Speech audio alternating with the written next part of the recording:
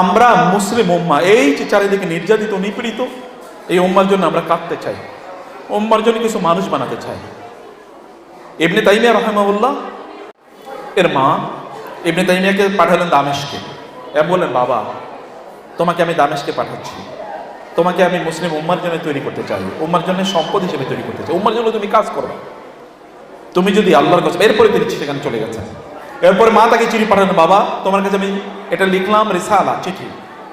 আমি তোমাকে স্পষ্ট করে বলতে চাই, তুমি যতক্ষণ পর্যন্ত উম্মার জন্য সম্পদে পরিণত না হবা, উম্মার জন্য আদর্শ মানুষে পরিণত না হবা, ততদিন পর্যন্ত তুমি ওইখান থেকে আসতে পারবে না। যদি আমার মৃত্যু ঘটে, তাইলে তুমি উম্মার জন্য নিজকে তৈরি করার আগে তুমি আসবে না। আমার মৃত্যু ঘটলেও তোমার আমার জানাজায় আসার দরকার নাই।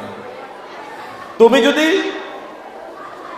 উম্মার জন্য নিজকে তৈরি না করে আমার জানাজায় আসো, কিয়ামতের দিন আমি তোমার বিরুদ্ধে আল্লাহর দরবারে দাঁড়িয়ে থাকবো। বলবো, আল্লাহ, আমি ওকে উম্মার জন্য ছেড়ে দিয়েছিলাম, কিন্তু তা করে নাই। কিন্তু যদি এমন হয় যে আমি মারা গিয়েছি, তুমি আমার জানাজায় আসো নাই, একটাই কারণ যে তুমি তোমার নিজকে উম্মার জন্য তৈরি করো, তাহলে কিয়ামতের দিন আমি তোমার পক্ষে আল্লাহর সামনে দাঁড়িয়ে যাব।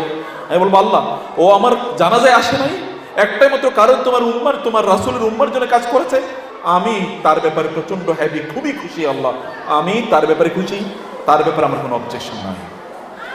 এরকম একজন মা দেখছেন একটা মানুষ কেমন মানুষ তৈরি করে দিয়েছে, কবে মারা গেছে, কিন্তু এখনো আমরা ইবনে তাইমিয়ার কথায় আলোকিত হইল। এমন কোনো জায়গা নেই যেখানে তিনি তার বিচরণ রাখেন নাই, তার নলেজের দুটি ছড়ান নাই, এমন কোনো জায়গা নেই। আপনারা এই নিয়ত নিয়ে এখানে যান, এখান থেকে যান, বাবারা এবং মায়েরা, ভাইয়েরা এবং বোনেরা, যে আমরা উম্মার জন্য কিছু মানুষ তৈরি করতে চাই। একজন বানান না প্লিজ, কমপক্ষে একজনকে তৈরি করেন যে আমি আমার সন্তানদের মধ্যে 3-4টা সন্তান আছে, একজনকে আমি উম্মার জন্য ওয়াকফ করে দিলাম। নিপীড়িত, নির্যাতিত, অধঃপতিত এই উম্মাকে জাগিয়ে তোলার জন্য, তাদেরকে হাত ধরে টেনে তুলবে, এরকম একটা মানুষ বানাতে চাই। এইরকম একটা নিয়ত করেন, আর নিয়ত করার পর থেকে আপনি সওয়াব পাওয়া শুরু করবেন। নিয়ত করার পর থেকে সওয়াব পাওয়া শুরু করবেন। আল্লাহ সুবহানাহু ওয়া তাআলা আমরা যেন সত্যিকার অর্থে আমাদের সন্তানদেরকে ভালো মানুষ বানাতে পারি, আল্লাহ তাআলা সেই তৌফিক দান করুন। বলুন আমিন। আওয়াজ নাই, চান নাই, বলুন আমিন।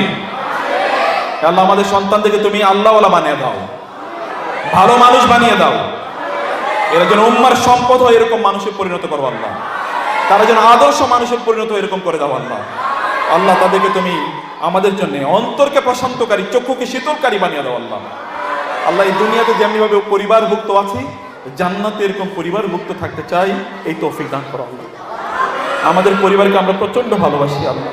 এই দুনিয়ার জন্য ভালোবাসা কেবল না, এই ভালোবাসা আখিরাত পর্যন্ত এক্সটেন্ডেড হোক, তোমার কাছে সেই দোয়া করি আল্লাহ। আমাদের সন্তানগুলোকে অনুগ্রহ করে কবুল করে নাও, আমাদের সন্তানদেরকে অনুগ্রহ করে সুস্থ রাখো, তাদের মধ্যে মেধা, প্রজ্ঞা, আল্লাহ